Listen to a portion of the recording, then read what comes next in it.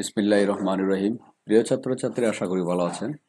আমি আপনাদের জন্য valuation of common and preferred স্টকের ষষ্ঠ ক্লাস নিয়ে হাজির হয়েছি। ইতিমধ্যে আমি এটার উপর 5টা ক্লাস করেছি, অঙ্ক করেছি, রুলস আলোচনা করেছি, সাথে সাথে অঙ্কগুলো আলোচনা করেছি, ইয়ার কোয়েশ্চেনগুলো আলোচনা করেছি। আজকে আমি আর 6ষ্ঠ নম্বর ক্লাসে আরেকটা রুলস আলোচনা করব এবং এটার উপর 2টা রুলস শেষ হয়েছে। এখন আমি 3য় রুলস নিয়ে আপনাদের সামনে হাজির হয়েছি।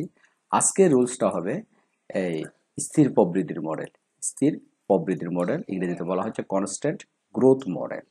এই সম্পর্কে আমরা জানবো এবং এটার নিয়মটা শিখবো এবং সাথে সাথে একটা অঙ্ক করব। তাহলে স্থির প্রবৃদ্ধি মডেল ইংরেজিতে যেটা কনস্ট্যান্ট গ্রোথ মডেল বলা হচ্ছে, এটার সংজ্ঞা যদি আমরা দেখি, যেই মডেলে শতকরা নির্দিষ্ট হারে লভ্যাংশ বৃদ্ধি পায়, বলা হচ্ছে যে মডেলে শতকরা নির্দিষ্ট হারে লভ্যাংশ বৃদ্ধি পায় এবং এই বৃদ্ধির হার প্রত্যাশিত উপার্জন হারের চেয়ে কম থাকে, প্রত্যাশিত উপার্জন হার, আমি কিন্তু ভাগ করে দিই, প্রত্যাশিত উপার্জন হারের চেয়ে কম, তাকে স্থির প্রবৃদ্ধির মডেল বলে। এই সংজ্ঞা দিয়ে মূলত কাজটা হয়ে গেছে। এই সংজ্ঞা দিয়ে আপনারা কোয়েশ্চেন পরে বুঝতে হবে এটা স্থির প্রবৃদ্ধির কিনা, নাকি জিরো, নাকি ভেরিয়েবল। আমরা 3 রকমের প্রবৃদ্ধি সম্পর্কে জেনেছি। শুরুতে জেনেছিলাম ভেরিয়েবল, এর পরে আমরা এই মডেলে আসতেছি এখন 3য় নম্বর এই 6ষ্ঠ ক্লাসে। তাহলে স্থির প্রবৃদ্ধি মডেলে আমরা যে বিষয়গুলো যদি আমরা চাই, আমরা যদি আপনাদেরকে এই আলোচনায় যদি আসি, কি কি বিষয়গুলো আমরা এখানে দেখতেছি সেটা যদি আমরা ডিটেলসে যাই, তাহলে আমরা এখন স্থির প্রবৃদ্ধি আরেকবার আপনাদের সাথে আলোচনা করতেছি। জিনিসটা আমি পয়েন্ট পয়েন্ট আকারে দেখাচ্ছি কিভাবে জিনিসটা স্থির প্রবৃদ্ধির মডেল হয়। দেখেন, যে মডেলে শতকরা শতকরা নির্দিষ্ট হারে লভ্যাংশ বৃদ্ধি পায়, যে মডেলে শতকরা নির্দিষ্ট হারে লভ্যাংশ বৃদ্ধি পায় এবং এই বৃদ্ধির হার প্রত্যাশিত উপার্জন হারের চেয়ে কম, বৃদ্ধির হার প্রত্যাশিত উপার্জন হার মানে রিকোয়ার্ড রেটের থেকে কম থাকে, তাকে স্থির প্রবৃদ্ধির মডেল বলে। এখানে সব কথাগুলো চলে আসছে। এটা থেকে মূলত অনুমানগুলো তৈরি করা হয়েছে। অনুমান, এই যে অনুমান সংখ্যা থেকে তৈরি করা হচ্ছে কি কি, লভ্যাংশ শতকরা নির্দিষ্ট হারে বৃদ্ধি পায়। এই যে এখানে আমরা নির্দিষ্ট হারে বৃদ্ধি পাই, এখানে বলছিল লভ্যাংশ নির্দিষ্ট হারে বৃদ্ধি পায়, তাহলে লভ্যাংশ শতকরা নির্দিষ্ট হারে বৃদ্ধি পায় এক, প্রত্যাশিত উপার্জন হারের চেয়ে লভ্যাংশ বৃদ্ধির হার কম, যেটা এখানে ছিল প্রত্যাশিত উপার্জন হার চেয়ে লভ্যাংশ বৃদ্ধির হার কি হবে, কম হবে, এই কথাটাই। এবং প্রবৃদ্ধির হার স্থির থাকবে, গ্রোথ স্থির থাকবে, প্রবৃদ্ধির হার কি হবে, স্থির থাকবে, যেটা হার থাকবে সেটা সবসময় কি থাকবে, স্থির থাকবে। তারপর শেয়ার প্রতি আয় ও লভ্যাংশ একই হারে বৃদ্ধি পায়, আয় যেরকম বৃদ্ধি পাবে লভ্যাংশ একইভাবে বৃদ্ধি পাবে, লভ্যাংশ প্রদান ও সংরক্ষণ অনুপাত স্থির থাকে। এই অনুমানগুলো যদি আমরা কোয়েশ্চেনের মধ্যে খুঁজে পাই, এই সংখ্যার সাথে যদি মিলে যায়, তখন সেটাকে আমরা স্থির প্রবৃদ্ধির মডেল বলবো বা কনস্ট্যান্ট গ্রোথ মডেল বলবো। মূলত আপনারা প্রথমত এইগুলো শিখে ফেলবেন।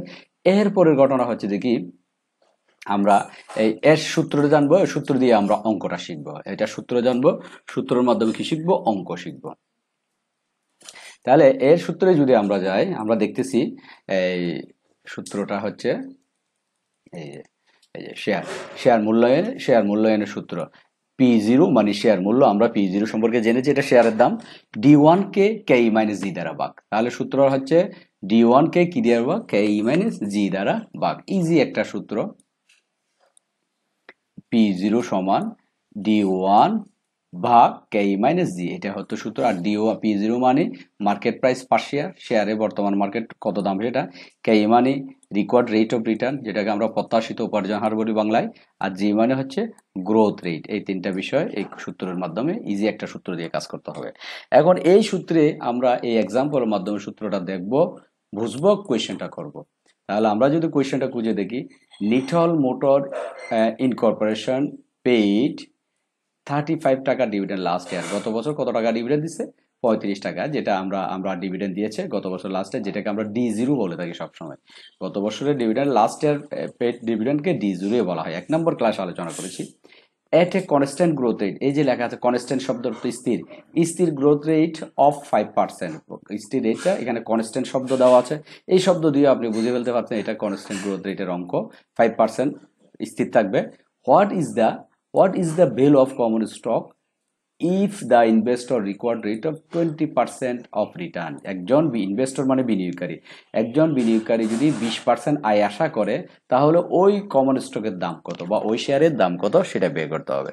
এখন এই কথাগুলো যদি আমরা চিন্তা করি, আমরা এখানে যা পেয়েছিলাম, এই যেই সংজ্ঞাগুলো আমরা পেয়েছিলাম, কি কি সংজ্ঞা পেয়েছিলাম আমরা যদি দেখি এখানে দেখেন, সংজ্ঞার মধ্যে অনুমানের মধ্যে কি পেয়েছিলাম, অনুমানের মধ্যে পেয়েছিলাম লভ্যাংশ শতকরা নির্দিষ্ট হারে বৃদ্ধি পায়।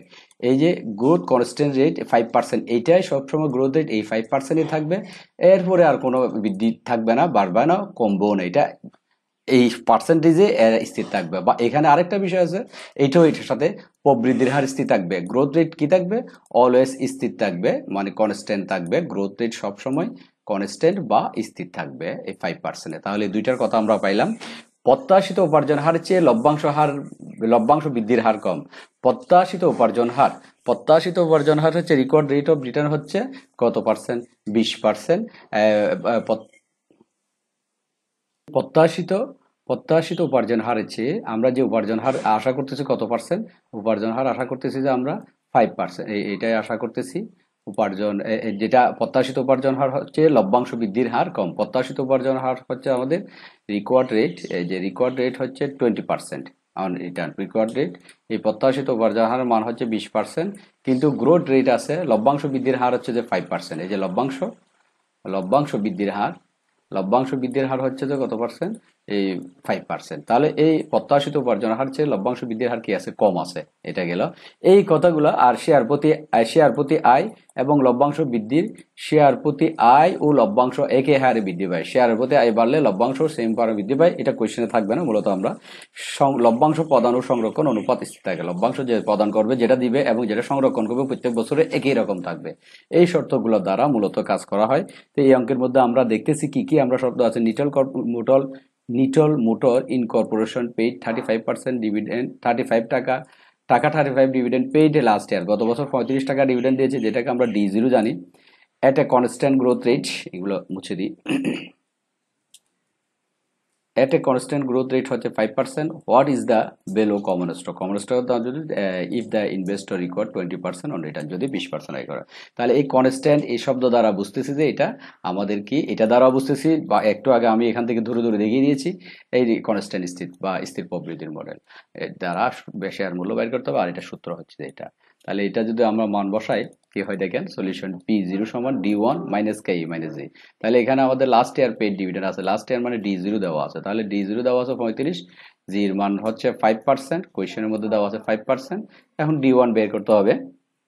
D1 বের করতে গেলে আমাদের কি করতে হবে, ওই D0 1 প্লাস G দিয়ে ভাগ করতে হবে।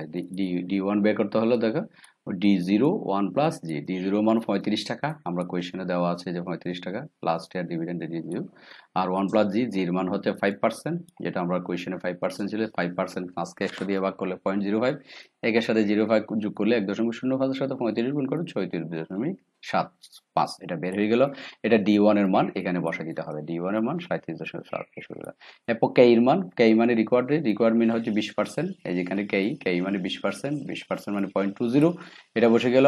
G মানে হচ্ছে গ্রোথ রেট 5%, 0.05, 0.20 থেকে 0.5 পেলে 0.15, আর 36.75 কে 0.15 দ্বারা ভাগ করলে 245 বের হয়ে গেল। তাহলে এই এক্সাম্পলের মাধ্যমে আমরা জানলাম স্থির প্রবৃদ্ধির মডেল কিভাবে, প্রশ্ন বুঝতে হবে এটা স্থির প্রবৃদ্ধির মডেল, এবং কিভাবে অঙ্কটা করবো এবং তার সূত্রটা কি, এই নিয়মগুলো আমরা শিখলাম। এখন আমাদের মধ্যে এর আগে আমি 1 নম্বর ক্লাসে প্রবৃদ্ধির পরিবর্তনশীল মডেল এটা নিয়ে আলোচনা করেছি, এটা নিয়ম অঙ্ক সবগুলো শেষ করেছি। পরবর্তী ক্লাসে আজকে যে দুইটা নিয়ম আলোচনা করেছি, এই দুইটা নিয়ম অঙ্কগুলো দেখা হবে। ওকে, ভালো থাকবেন, আল্লাহ হাফেজ।